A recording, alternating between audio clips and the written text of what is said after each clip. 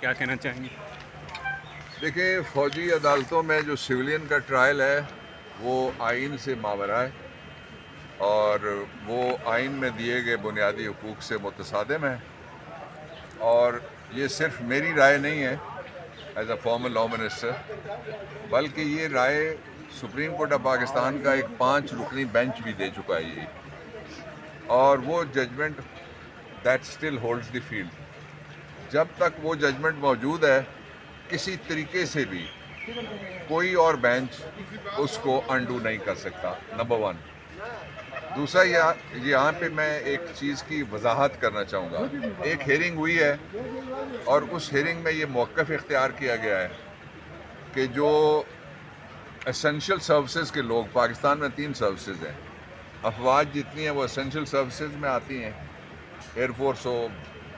دوسری آرمی ہو، یا وہ نیول آرمی ہے۔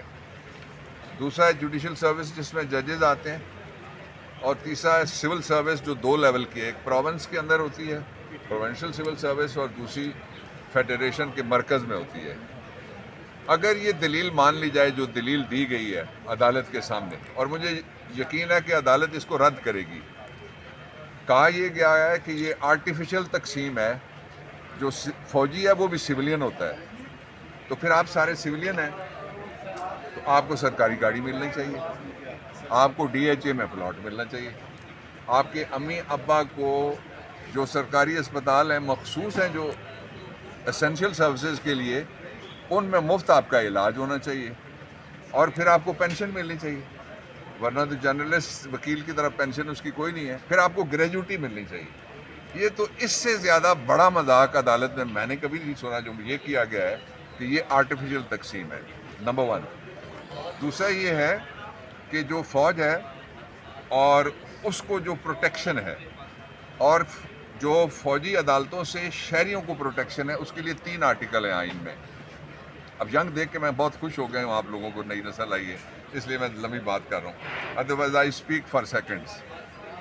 پہلا یہ آرٹیکل 4 ہے، اس کے اندر جو پاکستان کے باہر کے غیر ملکی بھی ہیں، anybody for the time being in Pakistan, اس کو بھی وہ حقوق ملتے ہیں۔ دوسرا یہ ہے آرٹیکل 25 جس میں سملرلی پلیسڈ پیپل کی ناٹ بی ٹریٹڈ ڈفرینٹلی۔ مثلاً آپ اگر ولاگر ہیں، بلاگر ہیں، آپ اگر جرنلسٹ ہیں، آپ اگر کیمرہ مین ہیں، آپ کو میں کہوں کہ میں انجینئرز اور کیمرہ مینوں سے ایک سلوک کروں گا، یہ نہیں ہو سکتا۔ اچھا، تیسرا جو ہے آئین کا آرٹیکل 199 ہے، جس کے اوپر سو موٹو، جس میں 184(3) میں جب لیتی ہے سپریم کورٹ، اس میں 199 اس میں بھی لکھا ہوا ہے۔ 199 وہ ہے جس کے نیچے 5 ہائی کورٹ ہمارے رٹ پٹیشن سنتے ہیں، اس میں لکھا ہوا ہے، آپ 3 کھول کے اس کا دیکھ لیں، اس میں لکھا ہوا ہے کہ فوج کی نہ آپ نوکری کو چیلنج کر سکتے ہیں عدالت میں، نہ ٹرانسفر پوسٹنگ کو چیلنج کر سکتے ہیں، نہ فوج سے متعلقہ کوئی معاملہ۔ تو یہ کیسے برابر ہو گئے؟